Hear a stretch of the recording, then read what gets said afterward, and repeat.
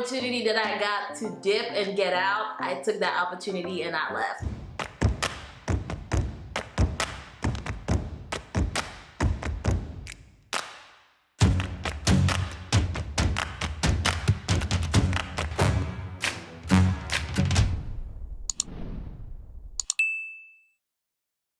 Thank you for watching this video. My name is Sabrina and welcome to my channel. If this is your first time here, definitely join the family. Click the subscribe button and that way you won't miss any future uploads, and I'll try to upload every week. And on my future videos, we're going to be talking about travel, past travel experiences, future travel experiences, and much more, what I do as an entrepreneur and all of that. So on this video in particular, I'm going to talk about the 2 months that I spent in Tulum this past summer, and grab a seat because we're gonna be covering a lot of things. I went to Tulum for 2 months this past summer. So I went in August and came back in September. I wanted to be gone for a minimum of a month. I don't like to travel too much short term. I feel like I don't really get to know the country as well, and because I like to do so much on my trips, so me being there for a short period of time means that I kind of have to rush my experience and try to do as much as I could and jam-pack everything in a short amount of time. And that's how I used to travel before, but I don't really like doing that anymore. So now when I go to a country, I like to take my time. So I like to be there for a minimum of 3 weeks, but ideally a month. So as you know, the country was shut down for about March, April, May, June, about 4 months. So a few countries started reopening their borders in June, but that was not everybody. That was just a few, like a list of maybe 10, possibly 15 countries started reopening back their borders around June and July, but majority of the world was still closed by then. So after so many months in quarantine, I was just ready to go. I was ready to get out.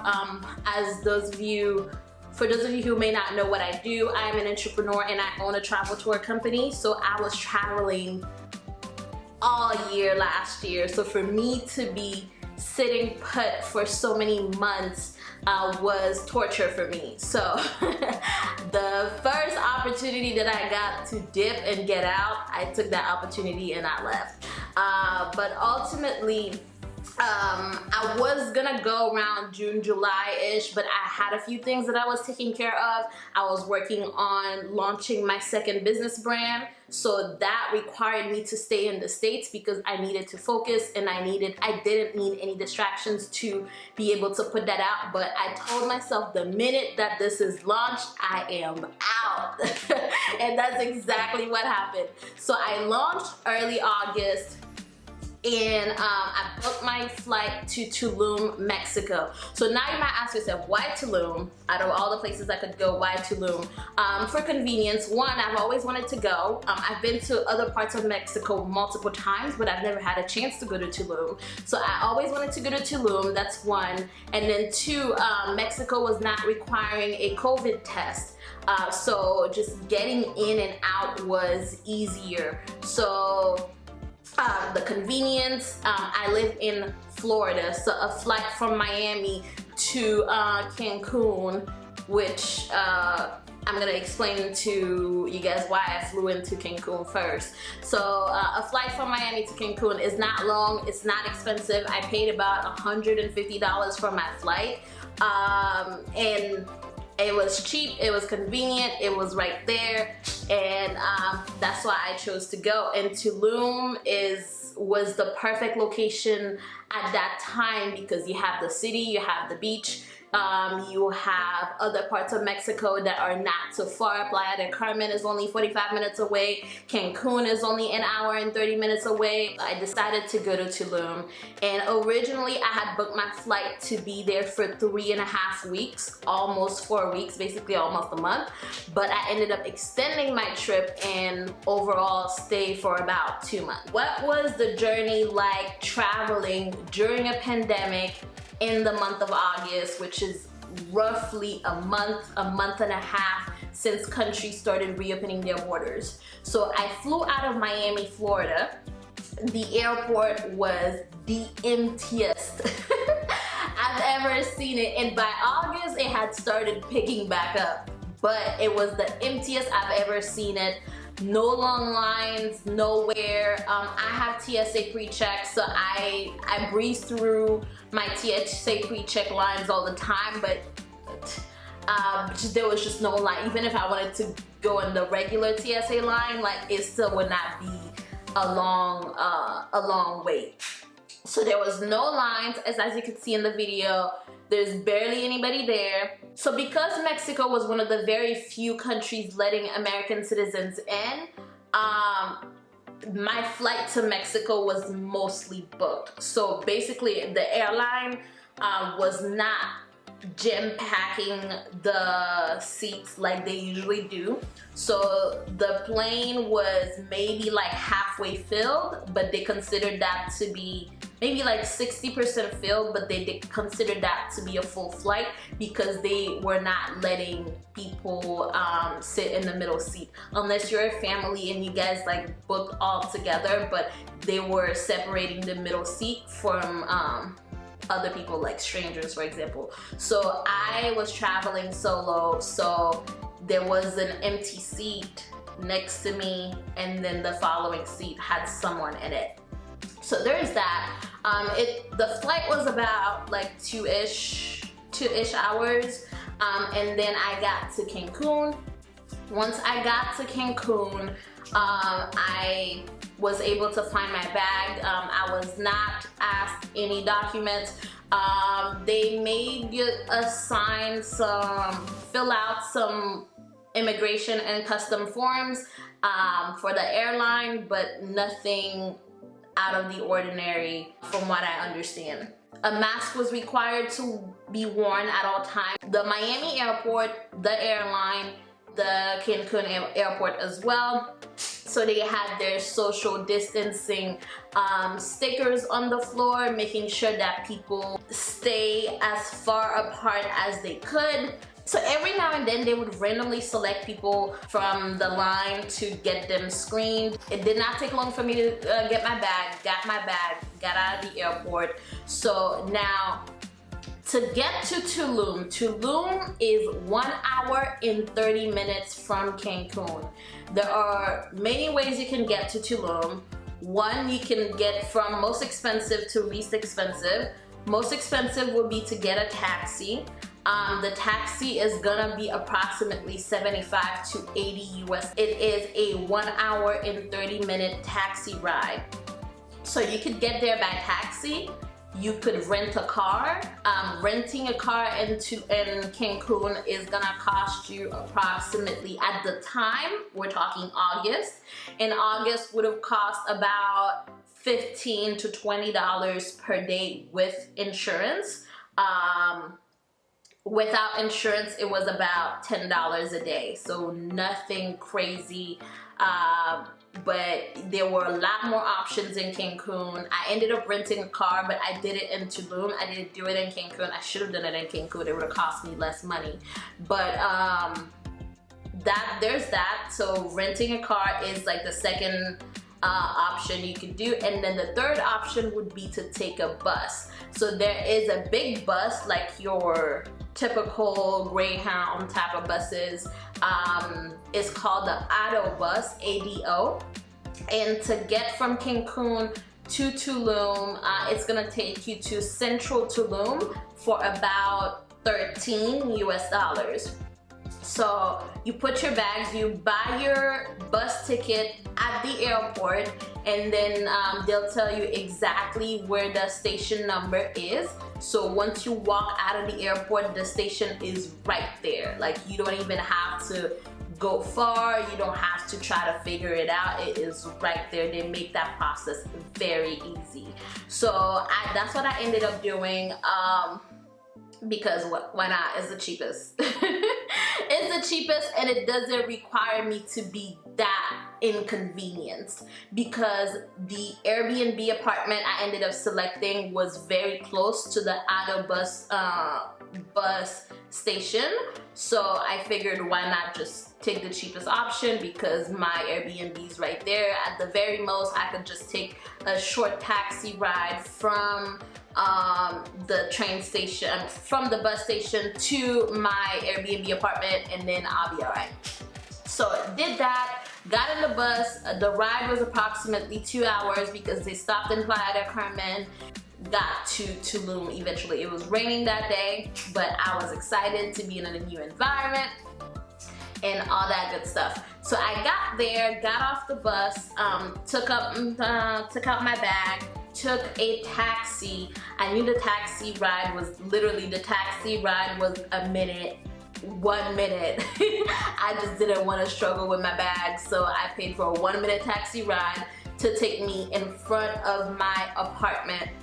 So got to my apartment, it is self-check-in, checked in, brought my stuff upstairs, and I loved my first apartment. I loved it because the location was great. It was in the center. It was next to everything. It was not gonna require me to pay too much in transportation in terms of like taxis or figuring things out. It was in the center of everything. Most things was walking distance to me because of where I was located, and most restaurants were within walking distance. The most I would walk would be 10 minutes for a restaurant, and that's the most. Most of them were literally within a 2 to 5 minute walk for me. Which was perfect. The only thing, literally, the only thing I did not like about this apartment was the fact the bed was way too hard. Way too hard for my liking. So I had a very hard time sleeping because of that. I don't like firm beds. Like, I like to be in the middle. I can't do too soft, I can't do too firm. It has to be a healthy middle, but that one was a little too firm for my liking. So every morning I did not wake up from a good night of sleep. And although I was in a perfect location and the apartment itself was really nice, I could not stay, unfortunately, because I was not getting a good night of sleep. So that is something to also keep in mind when you are booking your Airbnbs. That's why I don't like to book for a month at a time. I have to book for a few days to see how I like it. How is the bedding? How's the location? Do I feel comfortable? Do I feel welcomed? And all of that. And then from there, I would just extend it based on how the first few days went. And that's sort of what I did with that first apartment. I had only booked it for a few days. After the whole like hard bed situation, I was like, nah, I need to find somewhere else that has ideally better bedding. So when I first got to Tulum, things were a bit different. It wasn't really quiet per se. There were some tourists there. There were some travelers there, people that had come to work from home, but they were really in Mexico type of thing. There just to be in a different scenery. So the vibe was nice, but it wasn't really crowded yet because I got there in August. But within the 2 months I was there, like, things started picking up very, very fast, and by the time I left, Tulum was pretty much crowded. Yes, things were not crazy. Everywhere required you to wear a mask. Restaurants required you to wear a mask. They have this thing where they make you sanitize your shoes, where you have to step into this thing that's full of like sanitizing liquid. You step into it, and then you have to sort of like pad your shoes. So masks were required everywhere, and almost everywhere you go, mainly restaurants, made sure that you use hand sanitizer. Like, they will pump that into your hand. They would not let you in without you sanitizing your hand. And if they don't see you like do that little hand sanitizing thing, they would not let you in. So that was their thing, and they were really big on, in the beginning, towards the end, nobody ended up caring anymore, but in the beginning they were really big on social distancing and the amount of people that they would let in certain places, and the distancing and all of that. Most restaurants were open. Many facilities like restaurants were closed around like 10:30, 11 p.m. That included street food, and then parties was not really a thing in the center because everything closes at 11. There were some lounges and places that played music, but not typically like your club setting. So during my 2 months in Tulum, I did quite a bit of things. I came to Tulum for a few reasons. I needed to be away, I needed to rest, and I also came to do some work as well. So to evaluate whether or not I would want to have Tulum as a destination for my travel company. And I was checking out different activities, I was meeting up with guides, I was basically evaluating the territory to see how that would work in terms of a group trip should I decide to add Tulum to one of my future destinations. So I spent a good amount of my 2 months there doing that. I have a video that I'm going to be making specifically on the different things you can do in Tulum, and that's gonna be a separate video from this. And I'm going to talk about my Temazcal experience. Oh man, that one needs a whole video in itself because I don't want to keep this one for too long. So quickly, Tulum is... There are different things you can do in Tulum. It depends on what you go there for. If you want to relax and you want to be and you want the beach vibe and you even want to turn up a little bit, then the beach side is gonna be for you. Like Tulum is divided into 3 sections. You have the beach side, they call it the hotel zone. You have the city, like the center, they call it Tulum Centro. And then you have the jungle, which is like a little bit secluded, like La Villita, and then wouldn't even call it Aldea Zama. And then you have Aldea Zama, which is like your suburb. It's halfway between the city but halfway from the beach. So for some people that's sort of like a sweet spot in the best of both worlds. I prefer to stay in the city. The beach was approximately 15 minutes from me, so it wasn't that bad. But I'm not the type of person that needs to be on the beach every single day because the beach can be very distracting to me. So I need to have select days where I go, but to stay at a beach property would make it very difficult for me to stay productive. So I knew that. You gotta know yourself. I know this about myself. So I placed myself in a location where I know that I can get a good amount of work done, but I can also escape to this part and just have fun there as well. So for the 2 months that I was there, I had joined this group called Black in Tulum. When I first joined, it was a small group and that group basically exploded. But Black in Tulum has allowed me to meet a good amount of people. It was incredible. I've met some really cool ladies, some really nice guys, and we talked about everything.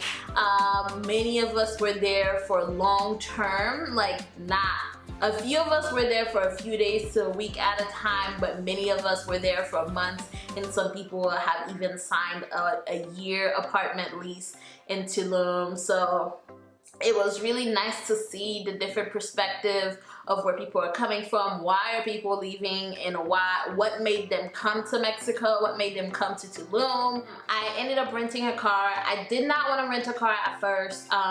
It's something that I thought against because I'm just like, I don't know, like I could practically get everywhere I need to go just by taking taxis, but the taxi drivers, they were a bit problematic. They were very problematic. They would overcharge you. I mean, that happens in every country, but they're a little bit more aggressive with it in Tulum, because you know COVID had put a stop to their business. So or at least had slowed down. COVID had slowed down their revenues, so their aggression got a bit worse. And I've traveled everywhere, so I know, I'm used to that, I know that, but there was the way they went about it in Mexico did not really sit well with me. So I'll give you guys an instance, right? So I had taken a taxi to this place. So I explained to the guy very well where I was going. I speak Spanish, so and my Spanish is pretty good, so he understood very well what I was trying to say. I showed it to him. I even put it on the Google map, which my Google map worked well in Mexico. So I put it in a Google map and he understood where, and we were following the direction and everything. So he got to like the entry part, and then I was like, no, where you're stopping, that's not where my destination is. It's about like maybe 400 feet in. It was like about like maybe 2 more minutes of a car ride, and he's like, no, I'm not doing it, I'm not going in. So if you want me to go there, then I have to charge you an extra 50 pesos. I'm like, you gonna do what? You're gonna do what? And I was like, no, I'm not paying you the 50 pesos. He's like, well, if you don't want to pay, then get out. So I got out of the car and was like, it's not that far of a walk. So if you think you're gonna charge me an extra 50 pesos to take me to the original destination I had already told you I was going, then you got me up, because I'm not the one. But ultimately his thing was like, oh, you know, like this road doesn't look like my car can handle it, so you're gonna have to get out of here now, and you're still gonna pay the price I originally quoted you, but if you want me to go all the way in, then I'm gonna charge you 50 pesos more. And I was like, this is not gonna happen, fam. Like, it's not gonna happen. It's not gonna happen. So I got out of the car and did the rest of the walkway by foot. I did not like that. So I was like, you know what? And I had way too much to do on my list. There was a list of places I needed to visit. I'm like, you know, let me just rent a car. Renting a car in Mexico is, well, in Tulum, is very easy. I had my US driver's license and a credit. All you need is your US driver's license and a credit card. That's it. I didn't go with the big name brand like Avis or Your Car, or what else did they have? They had Budget, I think, and Hertz. They have Hertz? They had Hertz. But I didn't go with a big name brand. I found a local brand named Mex, M-E-X. They had a car, the lowest car they had was about $20 a day. That is with insurance included, like full insurance, zero liability. Even if someone smashes the car, I would not pay a cent type of insurance. That was included within the $20. The deposit that they required from me was only $70. So I paid a $70 deposit. That's the hold that they placed on the credit card, only $70. And then my rental car was about $20 a day. So which made it very easy, very convenient, and quite affordable to be able to rent a car in Tulum. And from the minute I rented a car, the rest of my journey became a lot easier, because I could go everywhere I needed to go on my time, on my schedule. If I wanted to go early, I could. If I wanted to go late, I could, and it was not a big deal. So I would recommend that if you can, definitely rent a car. The roads are easy to drive. Navigation is not a problem. If you're not going to have internet on your phone, definitely download Maps.me. It's not, it is an offline map that you could download, and it will take you everywhere you need to go without the need of an internet access. So I rented a car. Did not cost me too much. Very easy, and anybody who knows how to drive and that has the proper documentation is gonna be able to do it. I drove a little bit. I drove to Coba, I drove to Playa del Carmen, but I was supposed to drive even further than that, but I had too much to do that day, so I ended up not doing it.